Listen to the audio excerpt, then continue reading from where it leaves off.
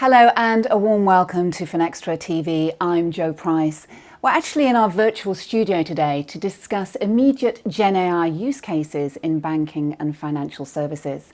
And joining me is Michael Ruttledge, who is Chief Information Officer and Head of Enterprise Technology and Security at Citizens Bank, and also Roshan Shetty, BFSI and Public Services Head for the Americas at Tech Mahindra. Thank you both for joining us. Thank you, Jo, for having us. Thank you. We've just had the anniversary, the 2-year anniversary of ChatGPT. Could I ask you, Roshan, first, to what extent are banks and financial institutions using generative artificial intelligence algorithms and Gen AI tools in their business models? So I think, Jo, let me start by actually talking about the survey that HFS Analyst recently launched, where it did a survey in the BFSI industry in terms of how much is the adoption of Gen AI in the industry. And it was fascinating to see that only 6% of the BFSI industry has really made any stride in terms of meaningful interventions on process changes through Gen AI. There's about 46% who are actually passive observers still, So that kind of gives you a kind of a view in terms of how the adoption has actually happened. But on the positive side, I think there's a lot of actually work in terms of concepts being actually kind of looked at, pilots being run, and it's a heavily regulated industry. So you need to kind of take into consideration things like change management, data privacy, regulatory compliance.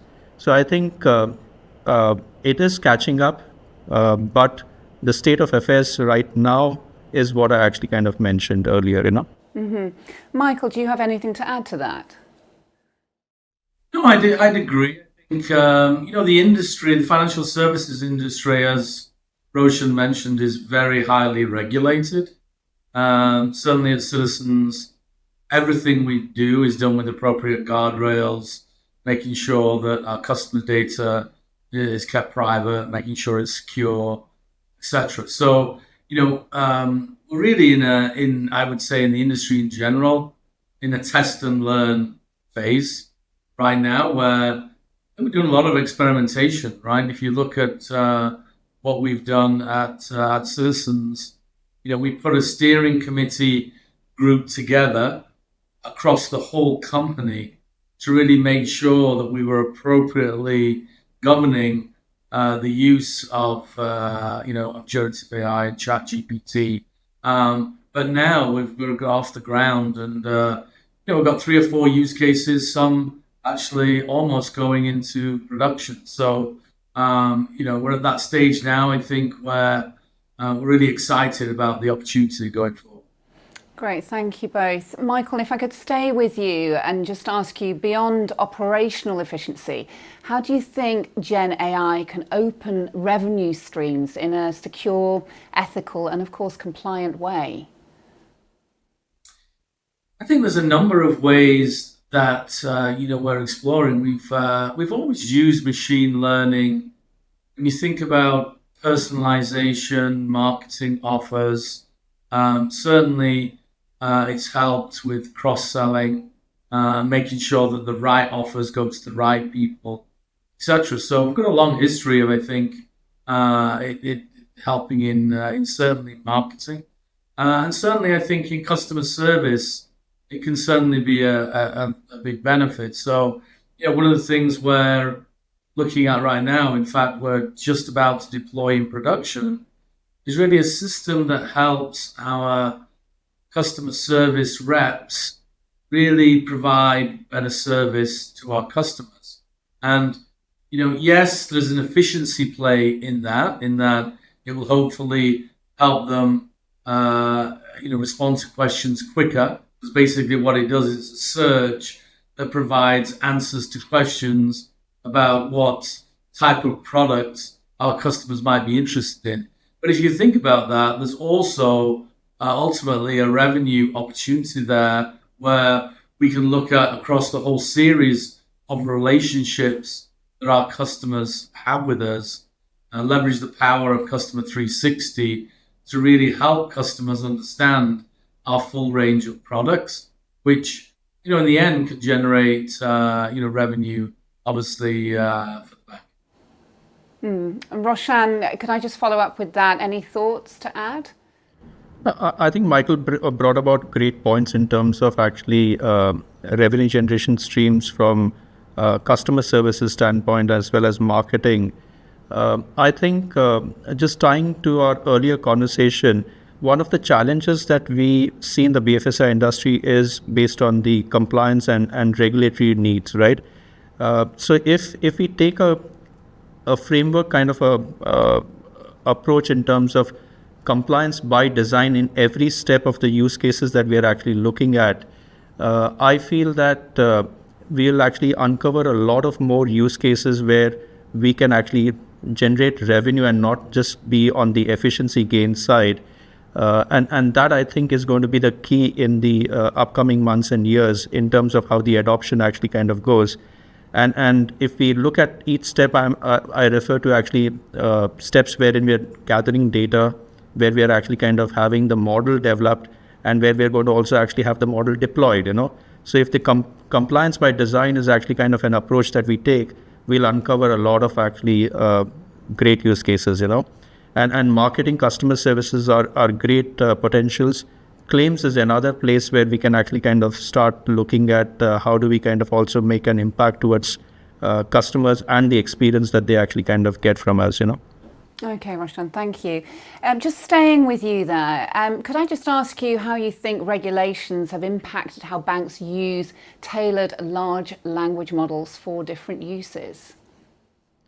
Yeah, so I think if I look at the industry, we have been using actually more of the use cases around fraud detection, more inward focused actually in terms of use cases where we have seen the pilots being done or actually go-lives also being done.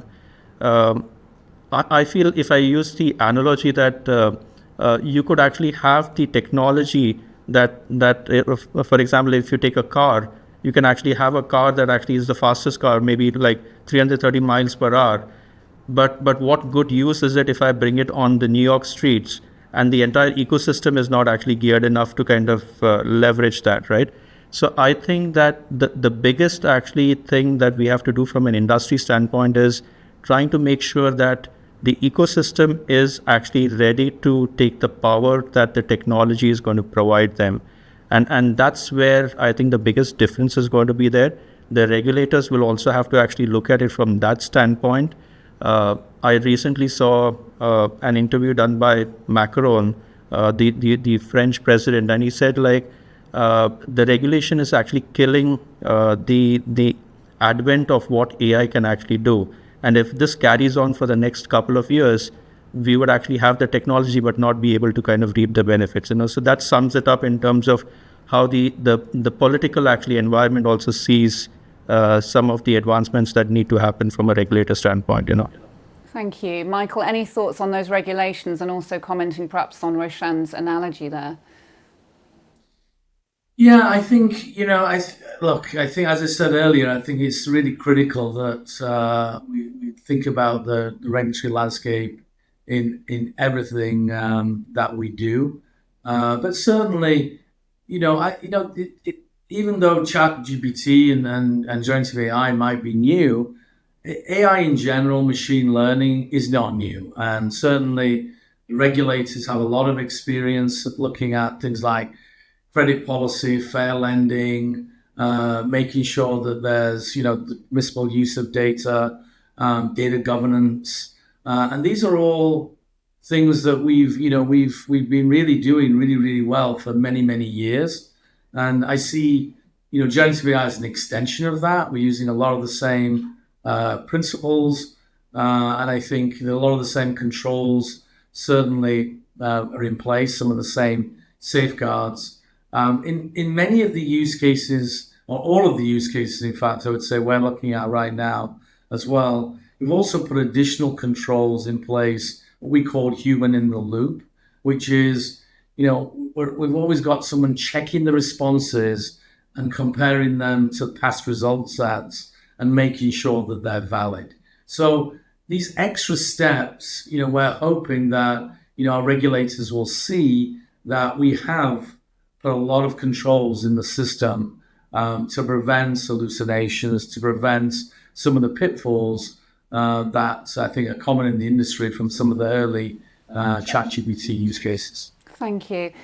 So just to round up then, we've talked about compliance and ethical issues. Could we just sort of ask you what if you think that the financial services industry is ahead of the curve in regard to the use of Gen AI and the use cases that have proven to be successful so far? Michael, if I could come to you first. It's an interesting question. I'm not sure in general financial services is ahead of the game, but it's certainly on par in many areas. If I think of, things like, code assist, what we're doing with Copilot and really helping engineers develop and test code, more quickly. Obviously, some of the big fintechs, are probably well ahead in that area. But, now we have here at Citizens, we have hundreds of developers now using Copilot. They're using it every day to generate code, to do code conversions from legacy systems like SAS to Python, to use it for test conditions, to use it for documentation. So we're certainly embracing it, and I think in other use cases, obviously, as I said earlier, a lot of the time we've got a human in the loop because we are a regulated industry, and there's other industries that can probably go faster than us that are not regulated. But I think there's a lot of ideas and a lot of things that we're pursuing. Certainly, we've got a backlog of over 90 use cases here at Citizens that we're looking at, and we've done 4 this year. We're looking at launching another 6. So by the end of the year, we'll have 10 that we've launched, and certainly, we'll start looking at prioritizing the rest of them. So I'm excited about how far we've come in a relatively short amount of time. Roshan, can I just follow up with that? Any thoughts to add? I feel so that we have turned the curve and the adoption will start actually increasing. It's up to how the regulators actually kind of open things up. It's up to how technology can actually kind of be leveraged in a compliance by design kind of a framework, which I mentioned, to unlock some of the other kind of use cases that can reap revenue benefits. So I'm very positive actually about the way that the Gen AI is actually kind of moving on the BFSI industry per se.